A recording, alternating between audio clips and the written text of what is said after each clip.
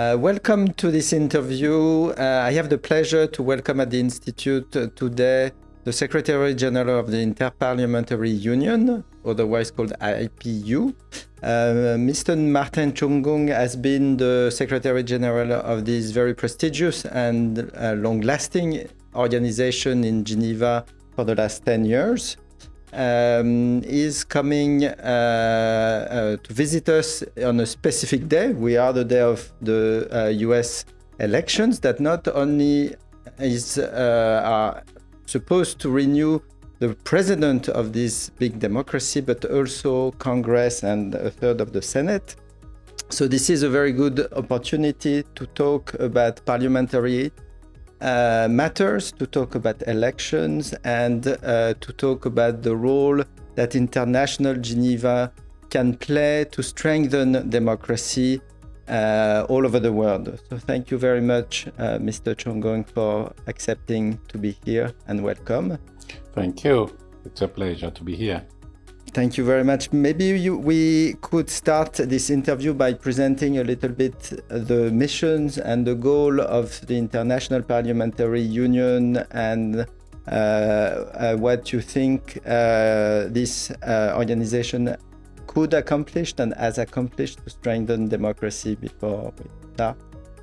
Yeah, thank you very much. I think that we would spend the whole day here if we were to go back to the history of this organization, because it's an organization that was created in 1889, that is exactly 135 years ago, by some visionaries, a British MP, William Randall Cremer, and a French MP, Frédéric Bassy, who came out of the late 19th century peace movement and were proponents of dialogue as a means of resolving dispute.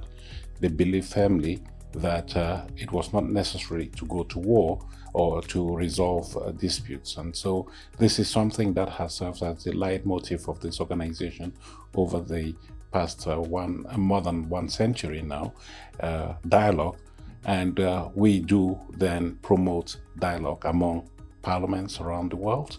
There are 181 member parliaments of the organization out of the 190 parliaments that we have in the world today. We're missing a few. And the main mission of the organization is to promote dialogue between parliaments, mobilize parliaments in support of processes at the global level, but more importantly at the national level, because that's where it matters. How can parliaments be mobilized to deliver more for the people in various areas, whether it's climate change, access to education, health, making parliaments relevant, and parliaments function in the context of a democracy. And so we want to give meaning to democracy. We know the values that are upheld in democratic processes, but then we need to make sure that these values are implemented for the common good. So that is where the organization comes from. And we are there, the Global Organization of Parliaments, as we call ourselves, in a way, the parliamentary equivalent of the United Nations, which is intergovernmental. We are interparliamentary. Mm-hmm. Thank you very much for this explanation. The first question I have concerns the composition of parliament across the world. You have a very good view being at the center of this Inter-Parliamentary Union.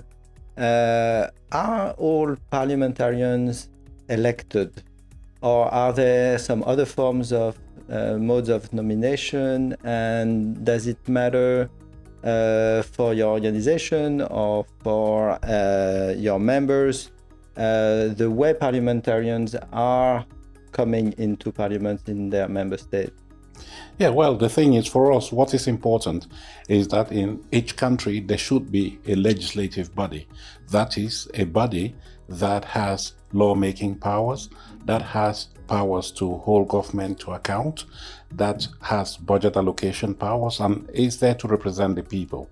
And when it comes to the modalities for the establishment of such legislative bodies, this would depend on a number of factors, history, cultural, and otherwise. But for us, what is important is for this institution to be as representative as possible, as inclusive as possible. It has to mirror society, which means that you have to have a good number of women and men in parliament, young people, people with disabilities, other groups that need to be in parliament for that parliament to function as a legitimate representative of the people. So in the IPU, you will have a variety of parliaments that are created or established according to different modalities. But generally, the rule is that the parliament is elected, and it is elected by the people, that through direct election. So it's elected indirectly by a college of electors, as would be the case in many countries where you have bicameral parliaments where the Senate is indirectly elected. In Cameroon, it would be that case. There are some that are part elected, part nominated. In Canada, for instance, the lower house of parliament, the House of Commons, is elected directly, but the upper house is appointed. Just like in the UK, the House of Lords is appointed, while the lower house is elected. So you have these different modalities. Even within the electoral modalities, you have those that are elected through a proportional representation or through first past the post, that majoritarian system. But whatever the case, what we want to make sure is that Parliament is representative of the society that it is responsible for, and we encourage that degree of representation. Of course, there are other hallmarks of democratic and strong parliaments that we promote. They need to be accessible to the people. It's not a question of just being elected or appointed and then coming back 5 years later to seek a new mandate. They have to be open to society, they have to be accountable to that society, and basically they have to be effective in the way they deliver on the expectations of the people. So you'll see that we are very flexible when it comes to who is a member of the IPU or not. But what we do is we evolve certain standards that are co-created with our members, and then our members are bound to live up to those standards of democracy. I mentioned representative parliaments, accountable parliaments, and all of that. These are hallmarks of democratic parliaments that we have all agreed are characteristics of parliaments that we need to live up to. So yes, they're there. We have, of course, in history, in recent history, some countries where we have transitional parliaments, especially in West Africa. It is because of political upheavals that the military have come to power, but they have hastened to establish a legislative body because they recognize the importance of having a legitimate body that represents the people when it comes to decision making. So, yes.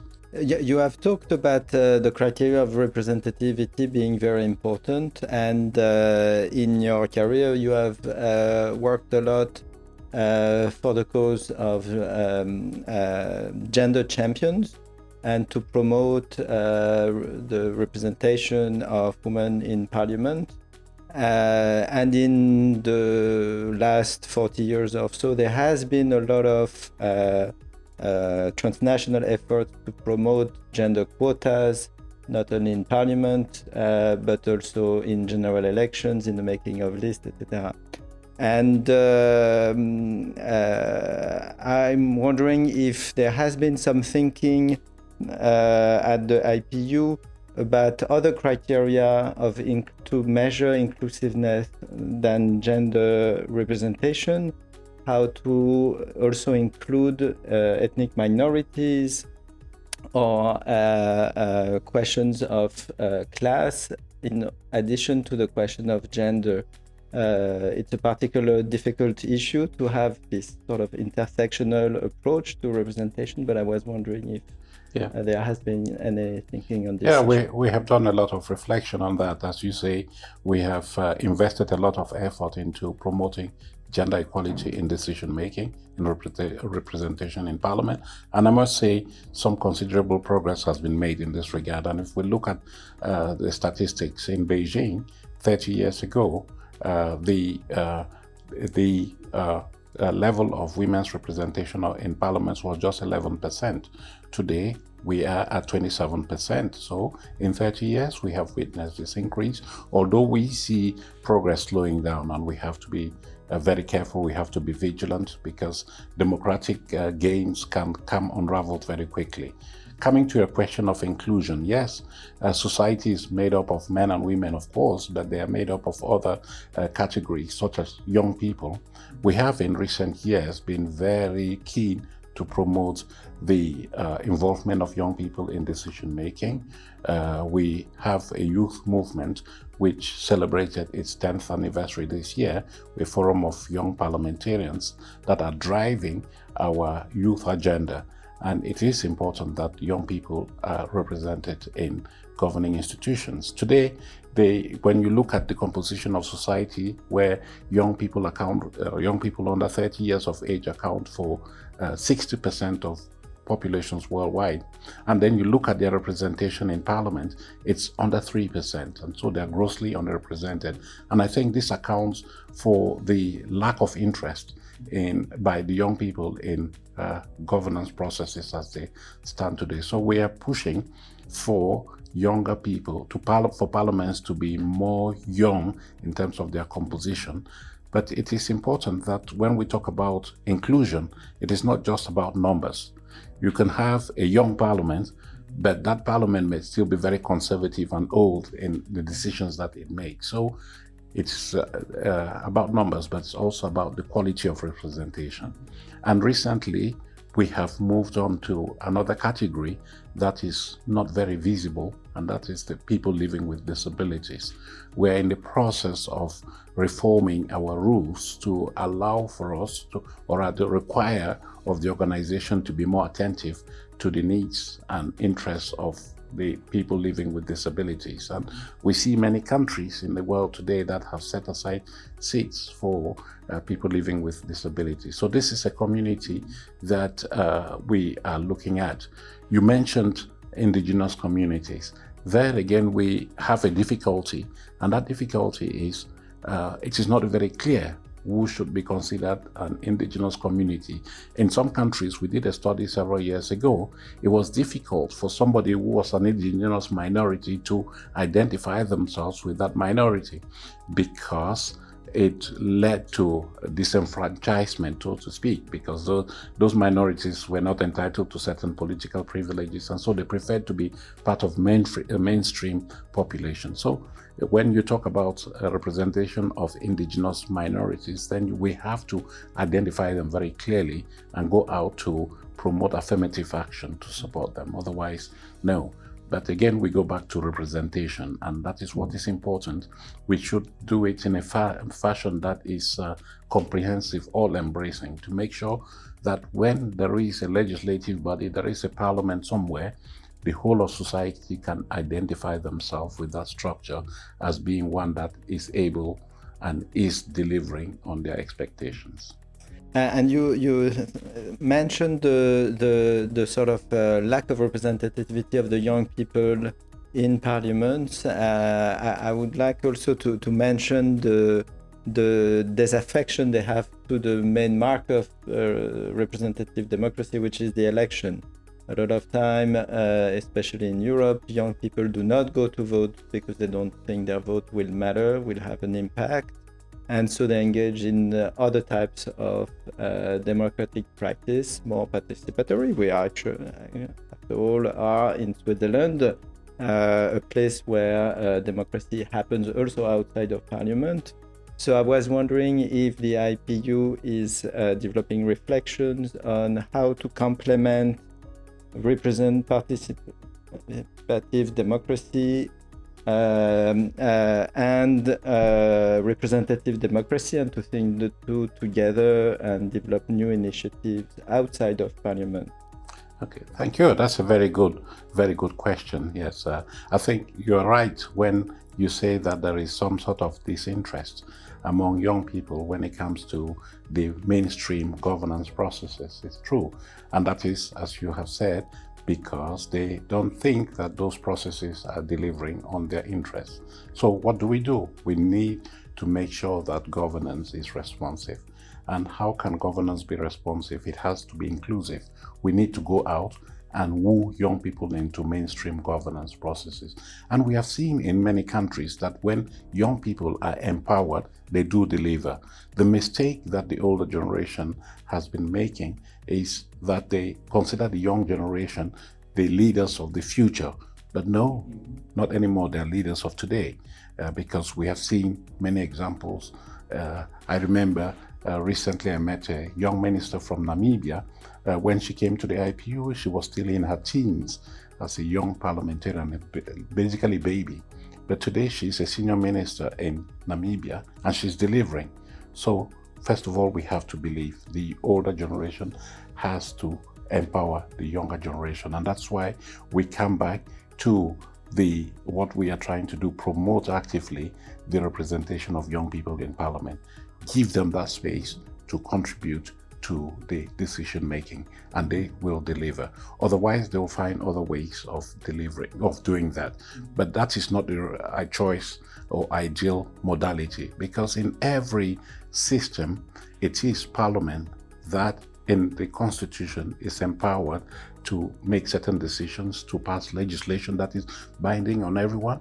They are the ones that allocate the budget for various programs in society. They're the ones that make sure that government is delivering. And it is not a youth movement functioning out of the parliament that can do that. What they can do is they can serve as advocates of change, of reform. And what at the IPU we're also doing is to build what we call parliamentary ecosystems. That is, of course, you have parliament that constitutionally, officially is there to perform a number of duties, but they don't live in isolation. You have a galaxy of other stakeholders around, the media, civil society, the scientific community now, academia, all working together to inform parliamentary processes. So this is something that is important, that yes, you have to engage parliament as an institution and make sure that it is a mirror of society, but then you have to make sure that that parliament is working in cooperation with the government, with civil society, the media, so as to capture the expertise, the experience, the interests of all these stakeholders when they make decisions in parliament. So it's important, it's a two-way street, make sure that the parliament is inclusive, but also make sure that those whose interests are not being represented in parliament have an opportunity through interaction with parliament, outside parliament, to provide inputs into the parliament. So the connection to the media and to other institutions like the United Nations General Assembly is very interesting, and I'd like it to go back to this question about accountability and the role that the legislative power should have in constitutional democracies as a check on to balance the power of the executive. I was wondering if the IPU is playing a role as a monitoring organization looking at the trends of this balance of power within democracies across the world, because we see that it can go both ways. We have seen at the EU level, for instance, the European Parliament getting more power over the years. At the same time, in Europe, national parliaments are said to have less power than before compared to the power of the executives. We initiate legislation and we sometimes concentrate both executive and some form of legislative power. So I'm wondering if the IPU is monitoring these trends and whether it can work with the media or the NGOs to alert on certain trends on this delicate topic of balance of power, because it's a very qualitative assessment that people have of this evolving balance of power.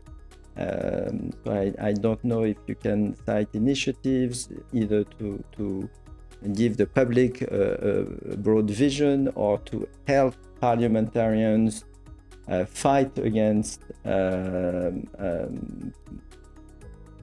encroachment of executive power if they find it illegitimate? Yeah, well, the question of power balance at the national level is a very fine thread. It's a very difficult one to tread on, and we have to be careful not to be seen to be interfering unduly with internal domestic matters, because at the end of the day, the relationship between the government and the parliament is for the people of the country to manage. But what we do is when we see overt subversion of democratic processes, we call out the actors. And that is why in Afghanistan, in Myanmar, we have not recognized the regimes that are in place. We still deal with the parliaments that were in place before the subversion of democratic processes in this country. Today, in Africa, we continue to recognize the Parliament of Guinea-Bissau, although it stands dissolved by the president unconstitutionally, just because we need to show solidarity. That's one thing. The other thing is, instead of just crying over spilled milk, so to speak, we need to identify and see why those processes have been subverted and how we can help. And looking at West Africa, where we have had a spate of coup d'etats in the past 2-3 years, we have come to realize that governance structures have broken down. And so what we pay attention now to, what we're investing now in, is making sure that new political dispensations, new constitutional dispensations are in place that can help fix that. And we're very keen to ensure that there is that system of checks and balances written into the constitutions. We are currently working with the Gabonese parliament to put in place a new constitution, and we're telling them, listen, in this new constitution, you have to make sure that parliament has those powers and the teeth that they are entitled to in a normal democracy. And this is accepted, instead of us coming to tell the government, listen, you are violating parliament's powers. But one thing that we are intransigent over is that once you have a parliament in place, nobody can go and tamper with the integrity of that parliament without the IPU calling it out.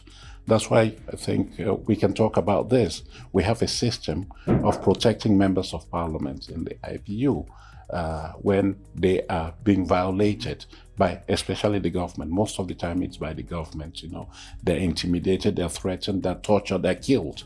But the IPU comes out to say this is wrong, and they call out these countries in a way that is unequivocal. So we have that to be careful not to be seen to be meddling with local politics, but to use those values and principles that have been universally accepted as hallmarks of parliaments to alert to critical situations and say, this is going to happen if you're not careful. And we are very glad that we are getting traction in West Africa. The legislative parliaments there that are, or rather transitional parliaments that are in West Africa, they are looking to the IPU to help them put in place new legislative frameworks that would allow them to resolve those issues of governance that led to the coups in the first place. And so that is how we think it's more constructive to help them fix the problem rather than all the time going to say, oh, this is a bad situation and we have to be part of the solution.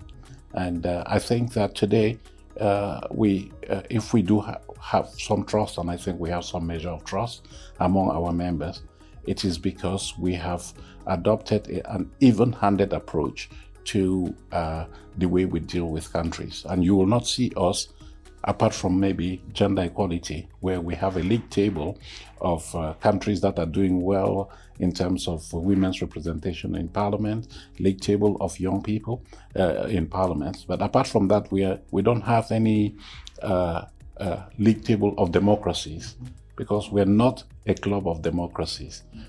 No country is a perfect democracy. It's always work in progress. And so what we try to do is we agree on certain universal values, and we all together agree to hold ourselves to those standards without us going out and saying, this one is good, this one is bad. It's not helpful.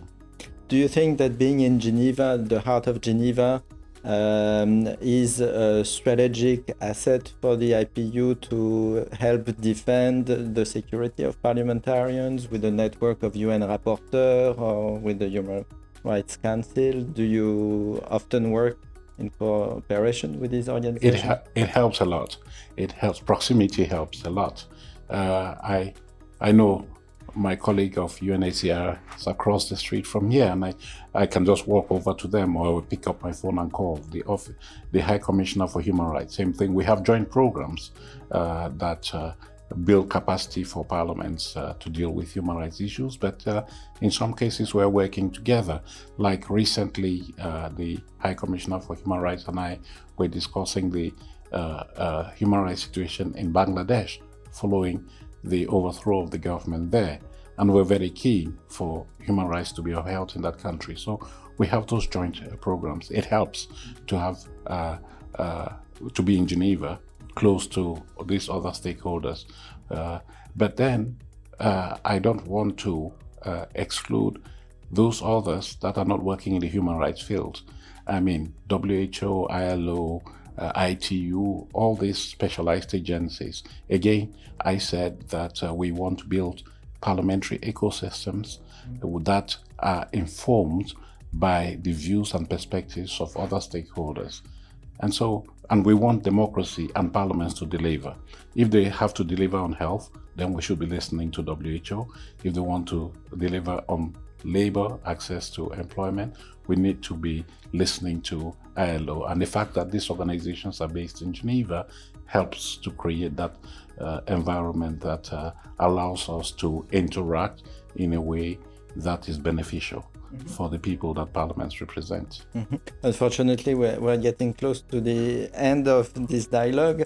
So I would like to circle back to one of the first questions about the elections, because this interview is part of a special issue of our Institute review, Global Challenges, that is devoted to elections, with 2024 being a particular year of multiple elections all around the world.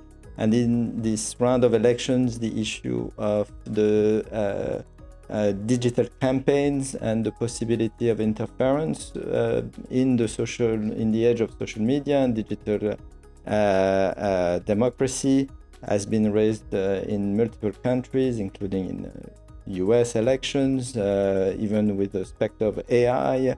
And I was wondering the extent to which the IPU is thinking about the challenges of the digital age for the working of parliamentary life and democracy, not only at the time of elections, but also at the time of the operation of parliament, where digital communication has become key. Yeah, thank you. That's a very topical question.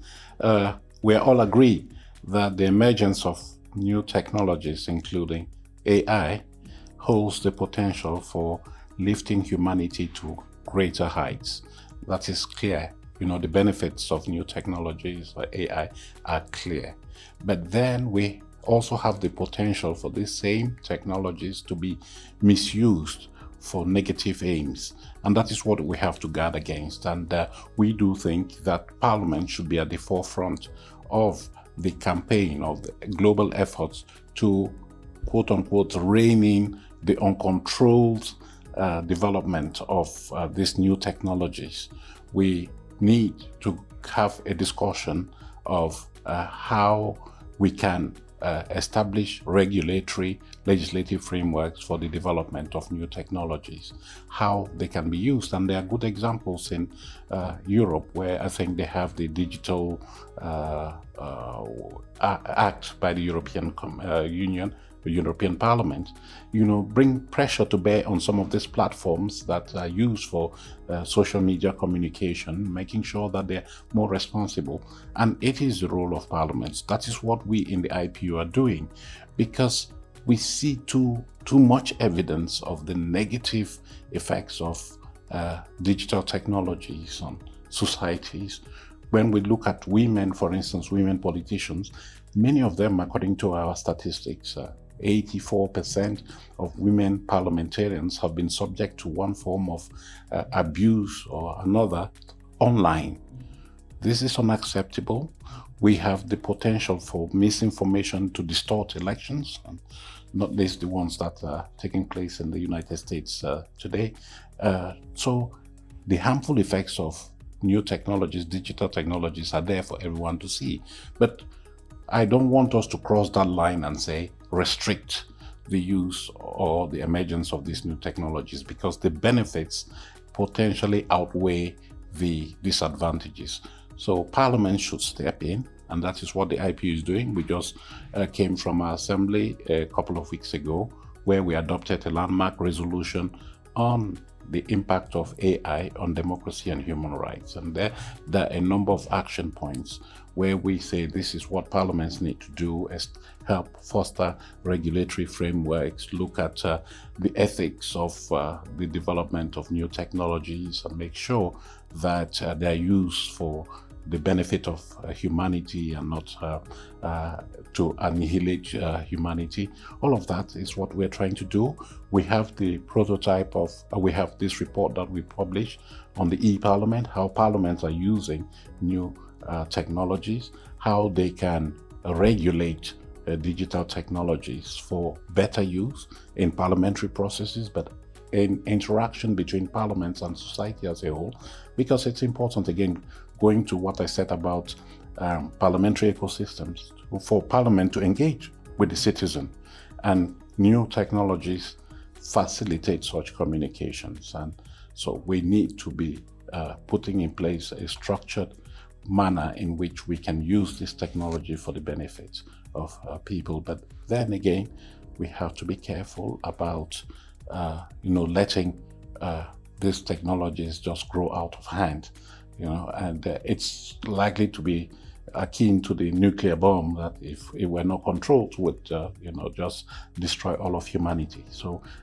the IPU is mobilizing parliaments to wrestle with the challenges brought about by digital technologies. And last but not the least, we have also adopted a charter of ethics for science and technology. You cannot just let the scientists and other people just go ahead and develop whatever they want to develop without any safeguards. You have to put in place some mechanisms that ensure that certain ethical standards are upheld as we develop these new technologies, which, again, as I say, we should not be restricting. We should be monitoring and regulating in a way that is beneficial to humanity. Do you think on that last matter that the re-inclusion, the readmission of the United States would matter to actually push this legislation in the country where a lot of these technologies are being developed and pioneered in the IPU? Because I think you were mentioning the United States has left some 30 years ago. Yeah, that's true. When you become a community, a part of a community, you are held up to certain standards that community has evolved and is promoting. So if the United States were to come back to the IPU, of course, it would be the tacit understanding of everyone that they are ready to live up to those standards that the organization has developed over the years. Of course, we are not the police person or the gendarmes of this world. We cannot go and whip people into line. But I think that the moral weight of the organization can serve as a deterrent on those countries that might be tempted to be wayward when it comes to international law. So yes, I think it would help if the United States Congress were to rejoin the IPU, and that's our wish. We hope that they will do this in the very near future, because we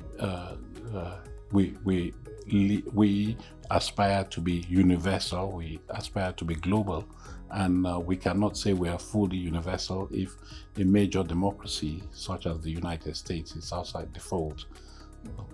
thank you very much. So you give us something to wish for, independently of all the things you've presented, all the initiatives of the IPU.